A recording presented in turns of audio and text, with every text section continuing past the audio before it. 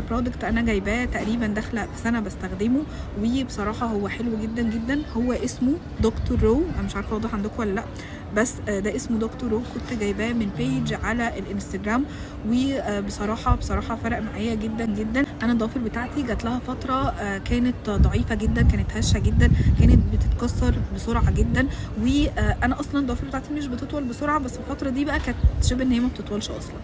فالمهم يعني جربت كذا حاجه وما كانتش احسن حاجه خالص. فلما جبت البرودكت ده طلع حلو جدا جدا وفرق معايا جدا جدا، قوى الضوافر بتاعتي، ودي كانت اهم حاجه عندي، ان هو يقوي الضوافر وان هو يرجع تاني صحه الاظافر بتاعتي، يخليها ان هي ما تتكسرش بسرعه، واحس ان الصحه بتاعتها كده رجعت وبقت كويسه. لو انا هتكلم عن تجربتي الشخصيه في حته تطويل الاظافر، هو بصراحه يعني مش احسن حاجه، بس انا لو ركزت على الحاجات التانيه هو حلو جدا جدا، ودي الحاجه الاكتر اللي انا عايزاه. لكن فكره التطويل دي ممكن بتختلف من شخص للتاني، ممكن